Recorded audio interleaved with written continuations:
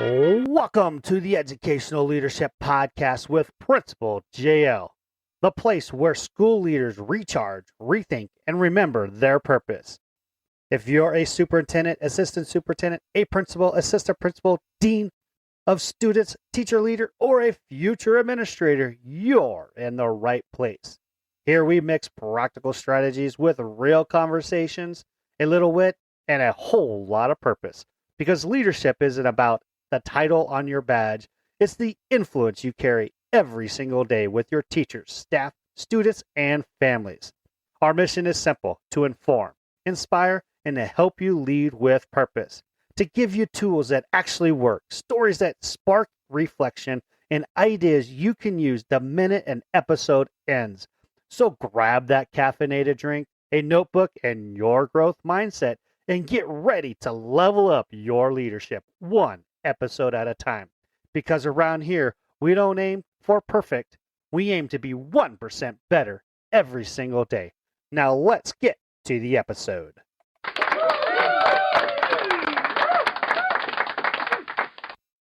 Have you thought, I'm just an assistant principal.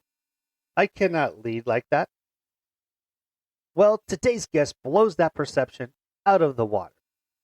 I am honored to welcome Dr. Sonia Matthew. She is currently the 2025 Maryland's National Outstanding Assistant Principal of the Year, recognized by both MAESP and NAESP, with 27 years of service in public education. Her leadership fingerprints are everywhere, across classrooms, districts, advisory boards, and the lives of countless students. Dr. Matthew has served as a teacher, reading specialist, a tag coordinator, and an assistant principal at both middle and elementary levels in Texas and Maryland. She has been a master teacher for the Maryland State Department of Education, an advisor on the MSDE Superintendent and Principal Advisory Council, and a member of NAESP's Professional Learning Advisory Council. Her leadership is grounded in reflection, equity, adaptive leadership, and whole child wellness. She has also founded Imaginate, a nonprofit built on the belief that if you can imagine greatness, you can achieve it. Now let's get to the conversation with Dr. Sonia Matthew.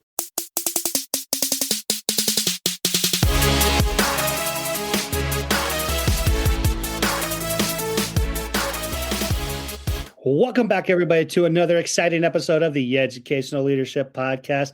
Today, I am so excited to bring in Dr. Sonia Matthews. Sonia, welcome to the show. Thank you for having me, Jeff. I'm excited to be here. I'm going to go ahead and start you off with the same question that I ask everybody on the show. What inspired you to become an educator?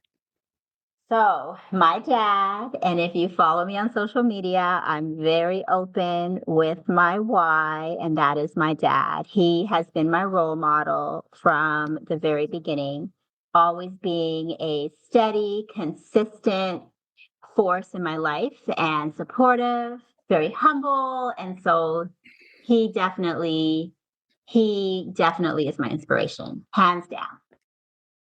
All right. So becoming an educator, what was that like? What did you go to school? Of course you went to school, of course, but what did you become what type of teacher were you? And then let's talk about just like your teaching experiences. How did your teaching experiences inform the leadership that you have today as an assistant principal?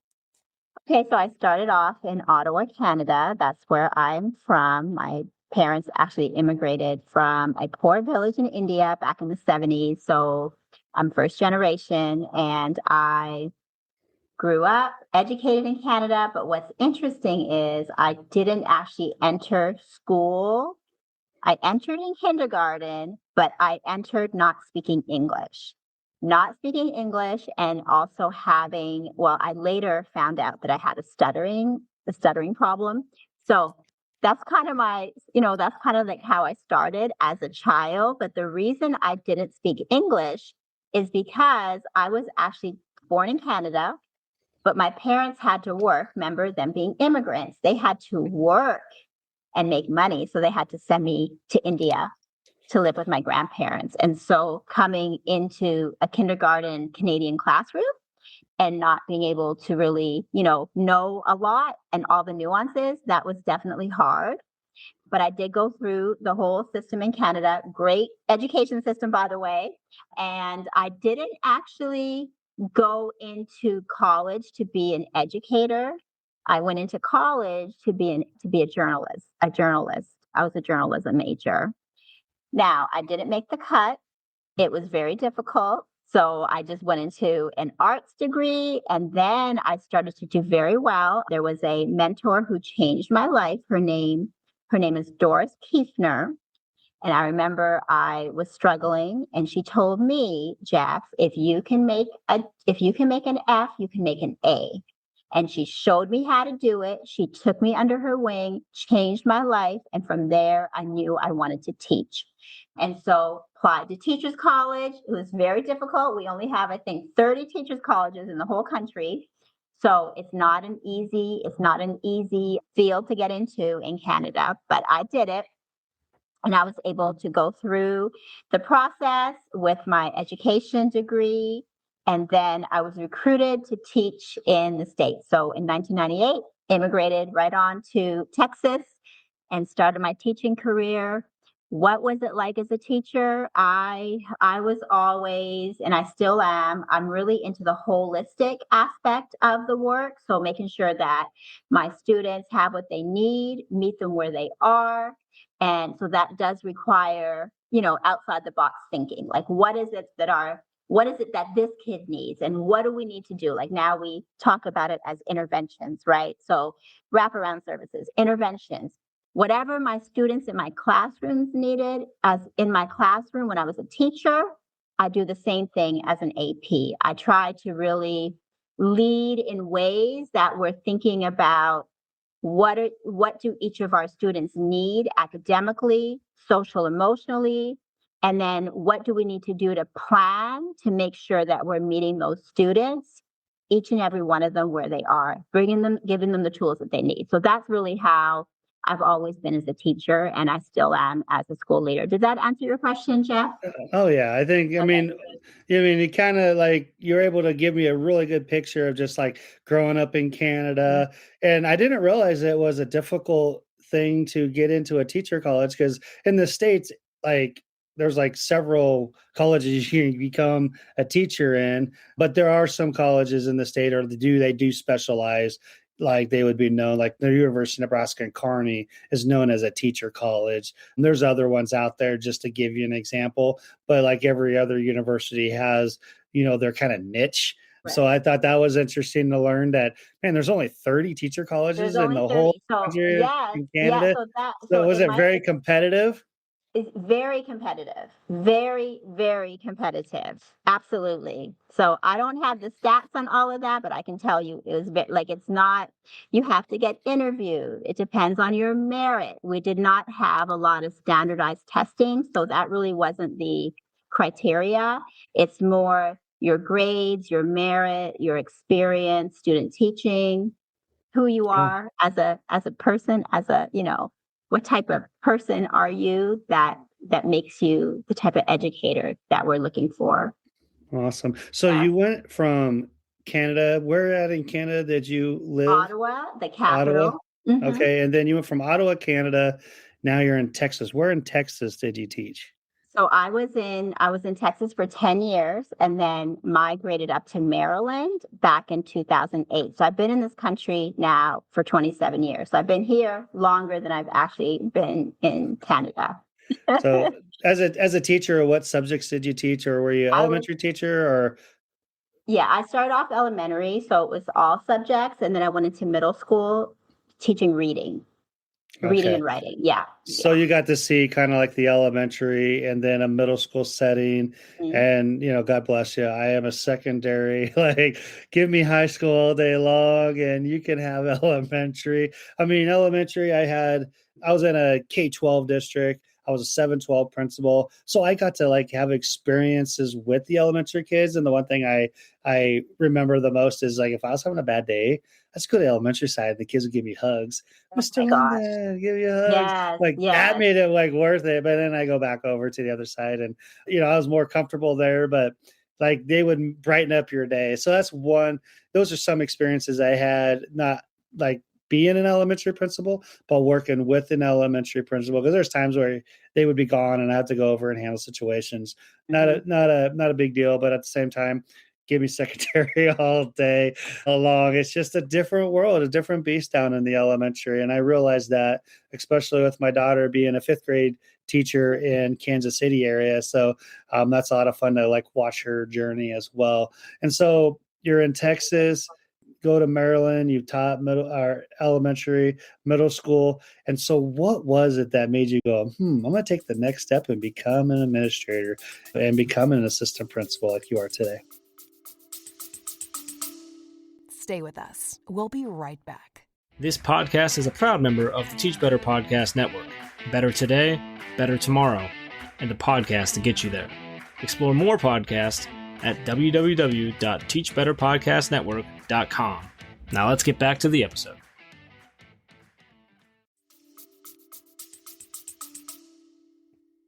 I'm really never satisfied. I'm not a creature of habit. The only thing I'm a habit of is really like things that have to do with my health. So I can eat the same thing every day. I can, I have my exercise routine, like things that you don't really like to do, I can be a habit with if it's going to be beneficial. But when it comes to my career and what I'm passionate about, it's a constant state of evolution. So I'm constantly thinking about what more can I do? What greater impact can I have? So my mind just would go beyond the classroom. So thinking about these 30 students, how can I now help their families? Like I would think this way. How could I now, if I'm working with these teachers, how could I help this whole department? Like what can I do to make that impact? So that's really where my head has always been. And so that's it. And I'm still that way. I'm always thinking about the next thing. I can't explain it. It's just what I see in my head. So I I want you to kind of describe the demographics of your school, because I want to just kind of understand, like, you're in Maryland. Where in Maryland are you? I'll let you talk about that, and just tell me about the type of students you have, demographically, social economics, those things like that, to try to paint a picture of your school building. Yeah, and I'm going to tell you, in Canada, we don't even have these discussions. Isn't that interesting? We don't talk about demographics and race of students and social economics. Like that's not even a thing, right? So when I came to Texas, and I remember sitting in a staff meeting, and that's what we were talking about. Like we were talking about Black, white, Hispanic kids, performance. We were talking about free and reduced lunch. And I was like, this is weird because I'm not used to this, right?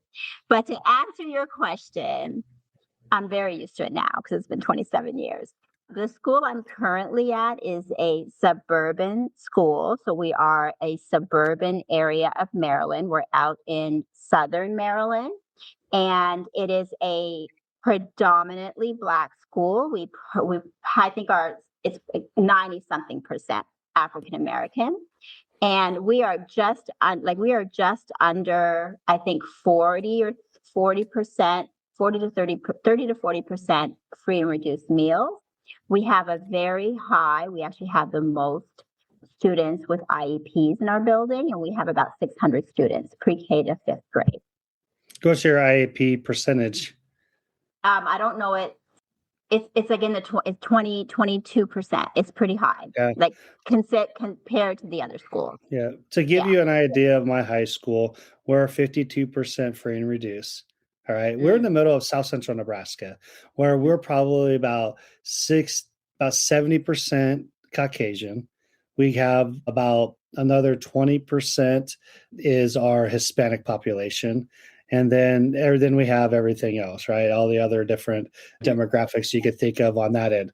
I kind of look at things kind of like social economics more than anything, because it doesn't matter like, what you look like. It matters like what's your social economic status, because that will determine the kind of support you have at home. That will determine the kind of upbringing you have, because if you grow up poor no matter what, or if you grow up with parents that are doing well and you don't have the struggles as other kids do, that's kind of an important thing to point out, because no matter where you're at, if you're in Maryland or if you're in Nebraska, just understanding your free and reduced lunch, and then understanding your social economics of your district will help you with those things. So with that, I know a child of immigrants, and you kind of just made your way through the Canadian system and you immigrated to the US. So would you say your experiences, your background helps you connect with those kids? And if so, how does that help you connect? Because I am not an immigrant, and Oh so my I God. can't connect those ways. I connect other ways, but not that way. Oh my gosh, 1,000%, like 1,000,000%. I mean, again, going back to being a teacher and knowing that my kids, not like knowing, hey, because the first school that I was in Texas was a school in a hamlet area. It's a little area in Texas, and the school I was teaching in had generational poverty. So these kids, their parents or grandparents, a lot of poverty. And I knew that. And it was just a matter of, I didn't have to look at the data actually as a teacher. Like I just knew my kids. I got to know my kids. I got to know my families. And that's it. Once I had that trust and once I took that time to invest in what they needed, and did that, it was a game changer, right? It was a game changer. And because I come, like I'm East Indian, I'm coming from Canada, never, like I grew up in classrooms where I was, there's only one or two or three kids of color, right? Whether they were black, brown, whatever they were, it was mostly white, okay? And the discussions were never had. I never felt this sense of, okay, you're in this category. Even as I was in college, and even now talking with my friends who are educators in Canada, we just don't have those conversations. But it is it's a different country. I get it. It's a different kind of social environment. But going back to your question, it's definitely a value added to be able to come in even as an outsider and perhaps not being from the same culture, but having a deep respect and a deep honor for the challenges that some of our families were encountering. So, like I said, it was a school that was generational poverty. I've been my whole time in Texas, they were all Title I schools. That was 10 years. I spent 2 years at a school in Maryland that it was Title I as an assistant principal. So being in all types of environments, I found that through it all, Jeff, it's just knowing your students at deep levels and taking that time to really invest in understanding who they are and their families. Because if we don't understand where they come from and what their unique challenges are, then we're not going to have empathy. And really understanding them is deeper than just kind of talking to them. It's really going into their environments. It's that deep, So I would do that as a new teacher. Back in the day, I remember taking my kids in my classroom. Like I would take them, I would like go on the weekends and take my kids out to the pool, to the park. I mean, we could do that back then, like in my car. I couldn't believe it. Like, I can't believe I did that, but that's what we were allowed to do. And then as I traveled on this educational road as a teacher, doing different things to show my students, my families, and now my staff that I am invested in your well-being and your growth, and demonstrating that consistently, allows me to have success no matter where people come from or no matter where, they're lacking in their resources. Awesome. Well, and you're kind of hitting a lot of things there because I agree.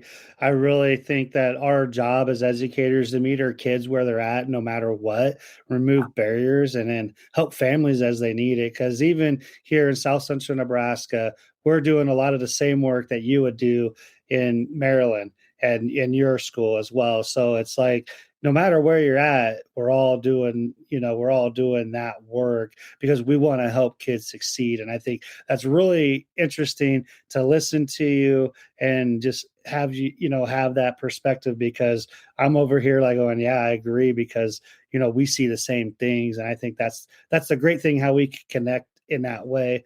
So as an assistant principal, how have you grown? Is there lessons you've learned, things you'd say, you know what, if I could have that back, I would do that differently? What have you learned as an AP, that really has evolved you into your leadership? I would say my sense of focus on making sure that I'm using my time in ways that are going to maximize student success. Because one of the things that bothers me a lot is that we have students who are not on level. Like, that really bothers me. That's a sense of urgency, right? So doing all these things that I mentioned to you, like going into the homes, like things that I used to do as a teacher, like doing all those holistic things, they can be done, but we have to figure out as leaders, how do we streamline these processes so they work? And how are we making sure that we're not wasting time and doing them effectively, checking to see how these systems are working for our students? So what kind of interventions are we putting into place? Why are we putting these interventions into place? Are we able to sustain these interventions for our kids? So that's really something that has become more sharp for me as an assistant principal, especially coming from the middle school level. So I spent several years at the middle school level. This is my 5th year as an AP. Now for 2 of those years, I was at a middle school. This is my 3rd year at an elementary school. But for 5 years, I was a middle school admin intern. So in total, I was at the middle school level as an administrator for 7 years.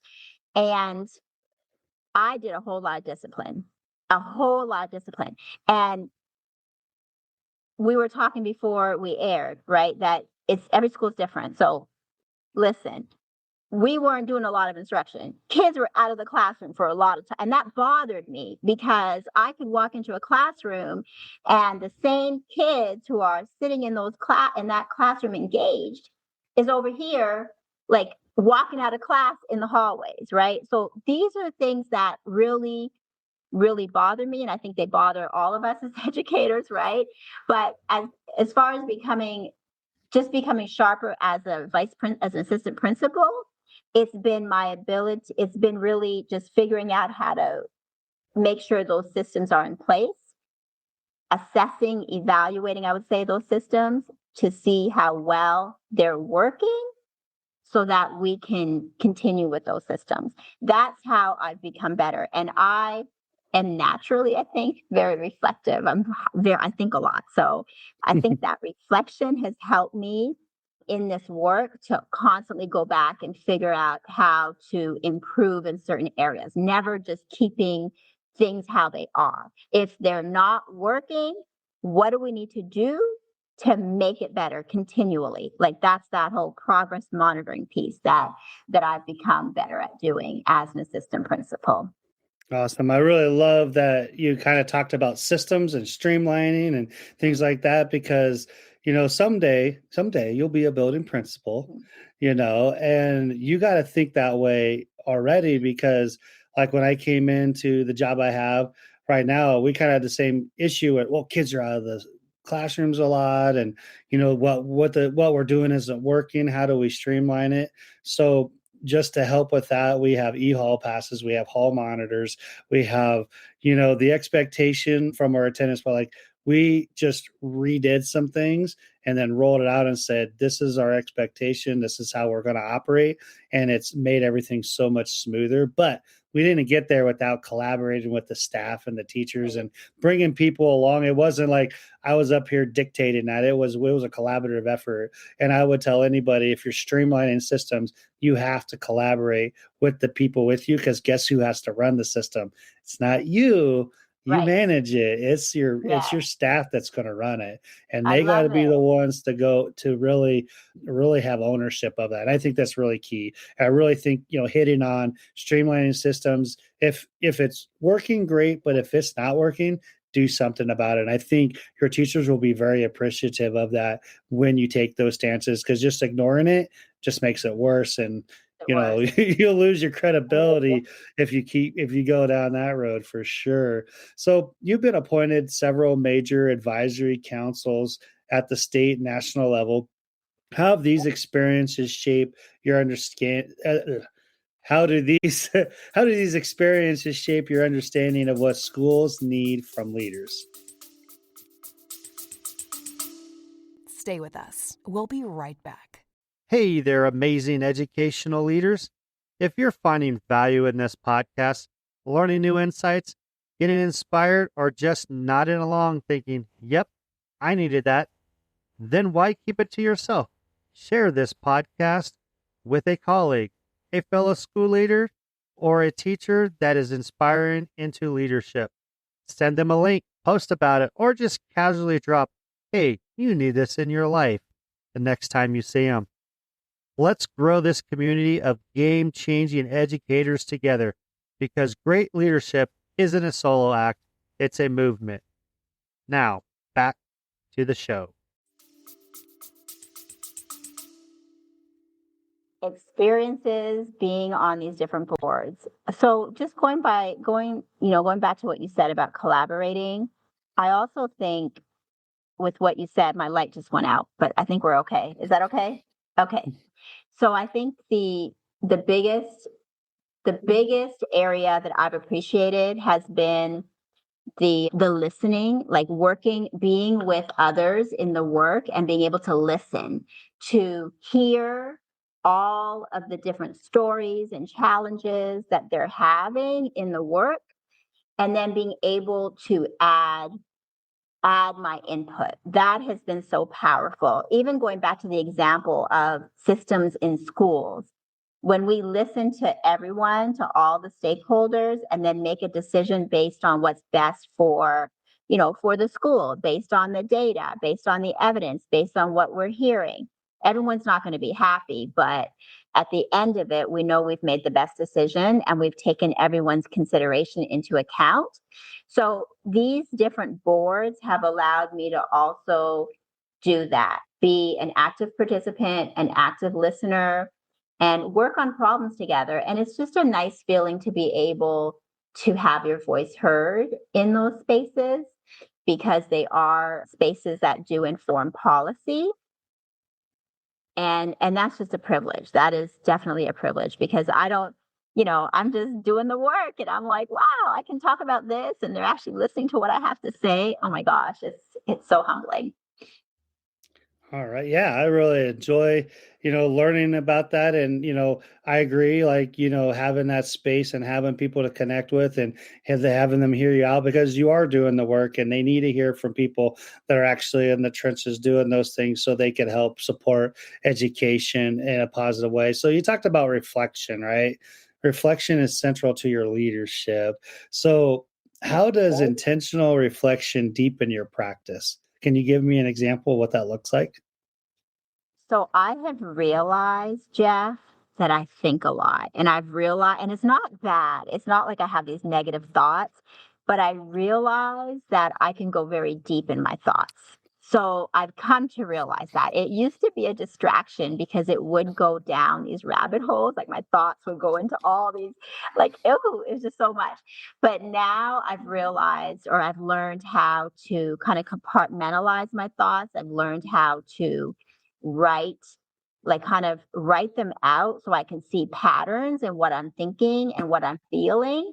So in doing that, we use the word streamlining. It's allowed me to streamline my thinking and help me reach those goals I want to reach. So an example, today I just launched my website, really excited.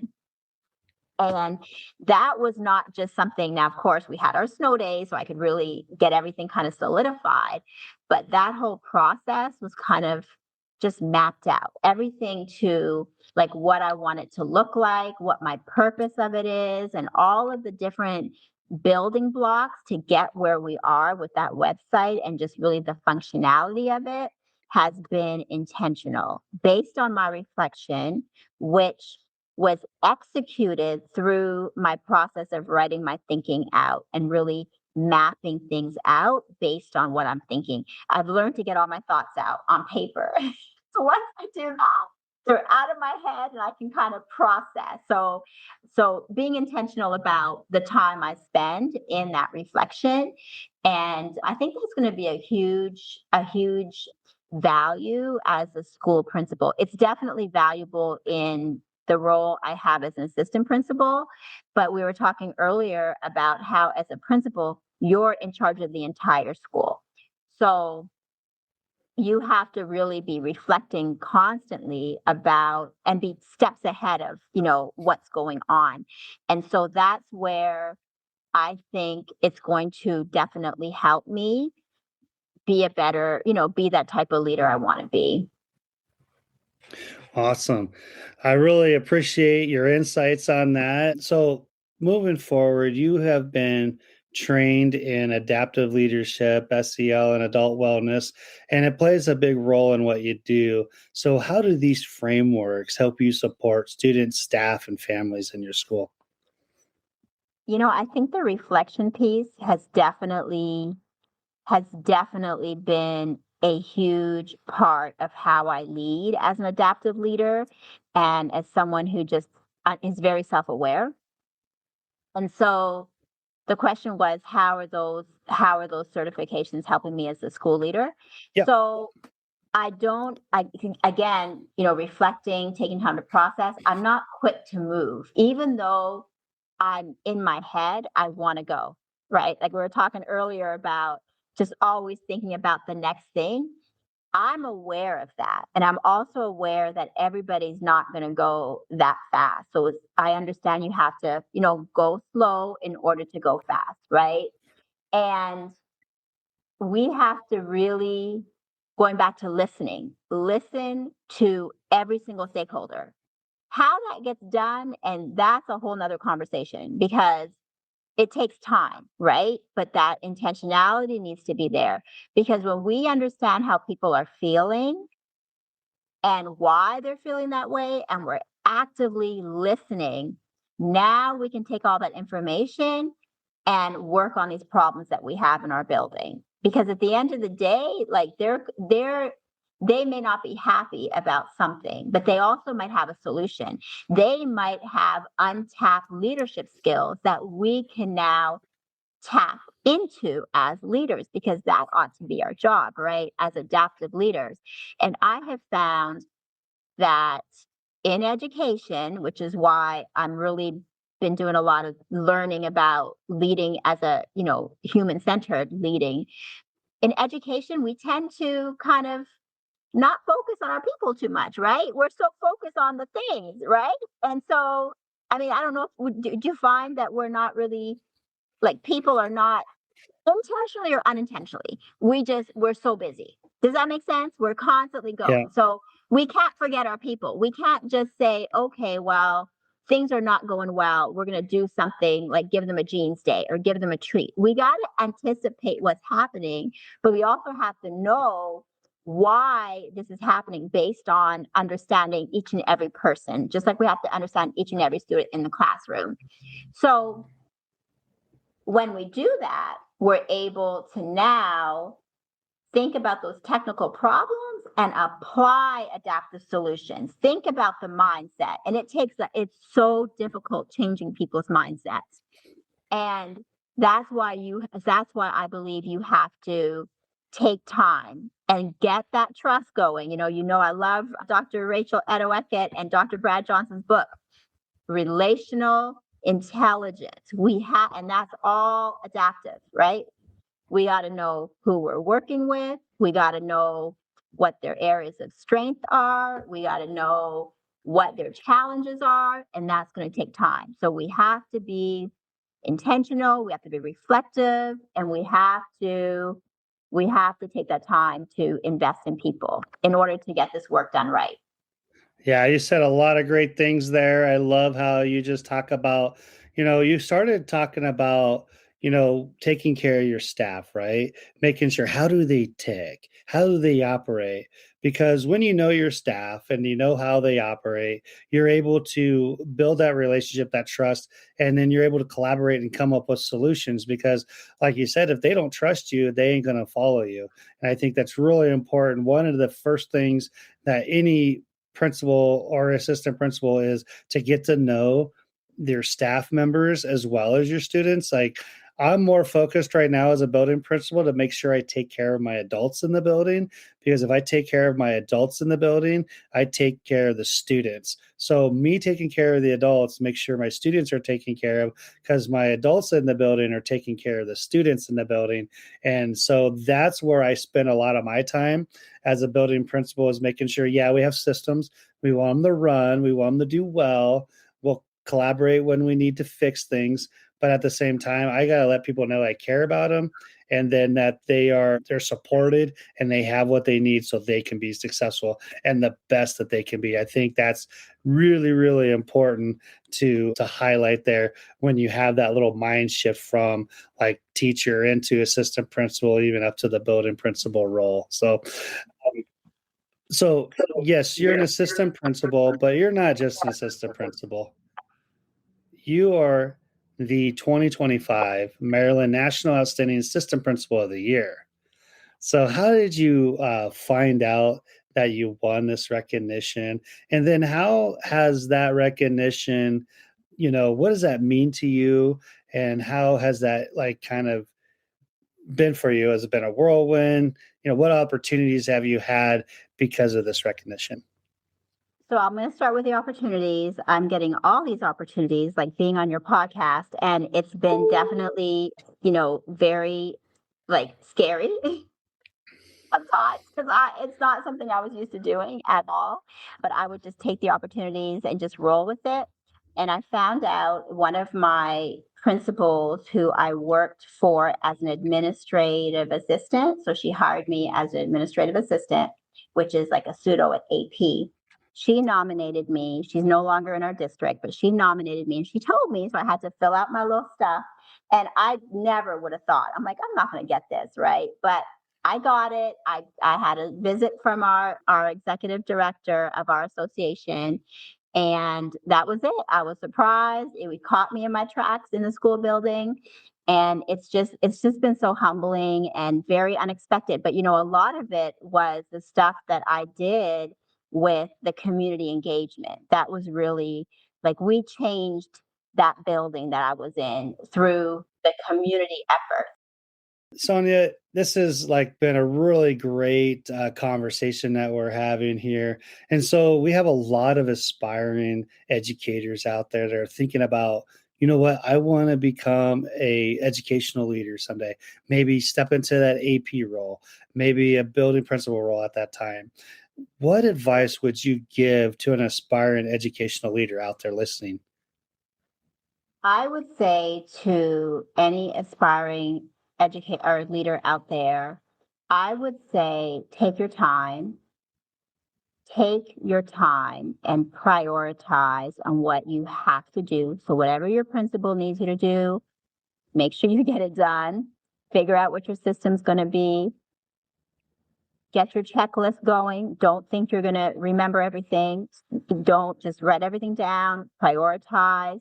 Take your time and get to know your principal. Your job is to make that principal look good. You're not maybe going to agree with your principal, but that is not your job, especially starting out. Your job is not to change the principal or do things how you want to do it. You are the assistant to the principal.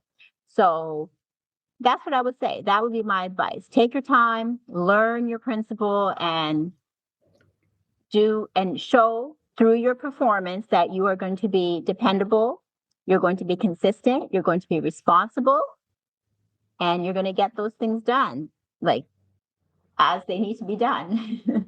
Yeah, I appreciate that. That's really good advice for those aspiring educational leaders out there. And so, something that you see a lot is you see negativity out there about education. They could be, on the national TV, it could be social media posts. But I want to talk about what gets you excited about the future of education, because I have seen way more positive things out there than the negative things. And if you ever read Robert Hinchliff's book and Shauna's book, Eating Our Own, it talks about that. So I want to start talking about what gets people excited about the future of education. So what gets you excited? So I think there's a lot of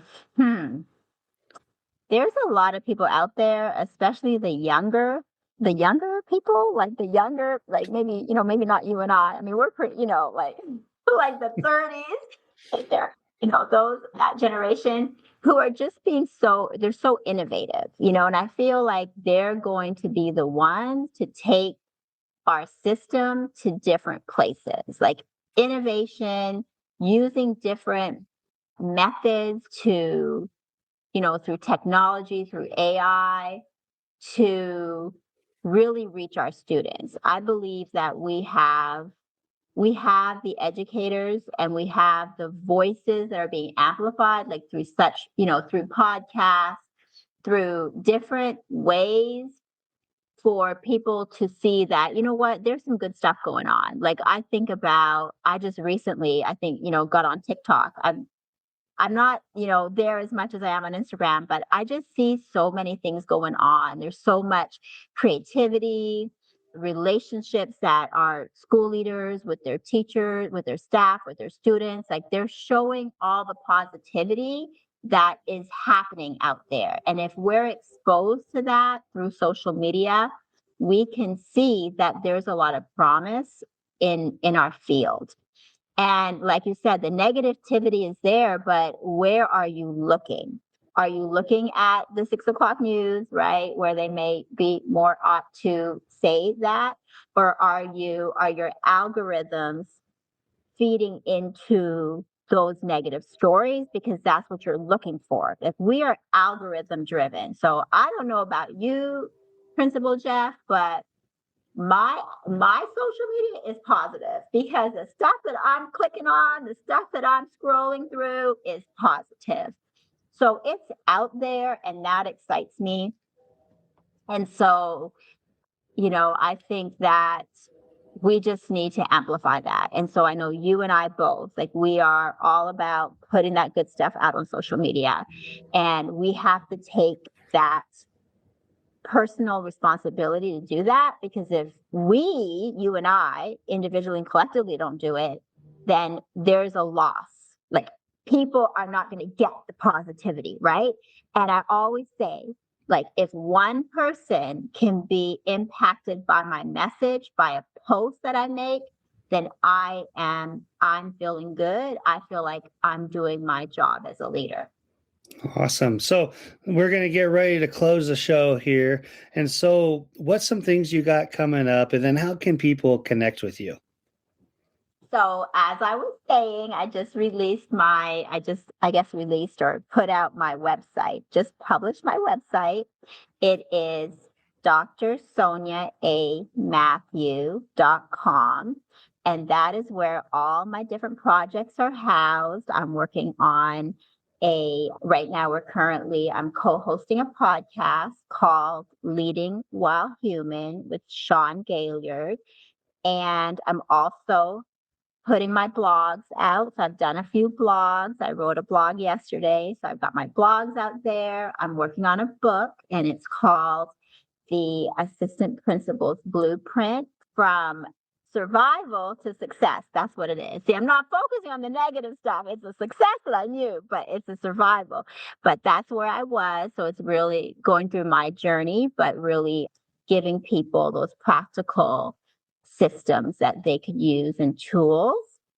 And that's really everything. So Everything is there at drsoniamatthew.com. All my socials are on there at that site as well.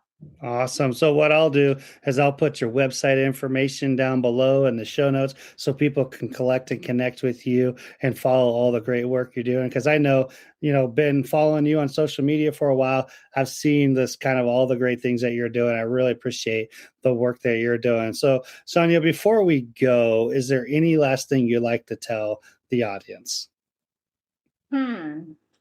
The word that keeps coming up is positivity. Like, that's a word that just keeps coming up from the minute we started conversing today, Jeff. And I want to just let everybody know that, we need to focus on the positive. And, life is short. Like, celebrate the moments, seize the opportunities, and try to shut out the noise. And I think if we do that, we're going to be A-okay. And thank you so much for this opportunity. So much fun. Awesome. Well, thank you for being on the show. You're welcome. My pleasure. What a great conversation with Dr. Sonia Matthew. If this episode inspired you, share it with another leader who needs that spark today. Don't forget to subscribe to this podcast so you don't miss another outstanding episode like this one. And remember to be the change by being curious and 1% better.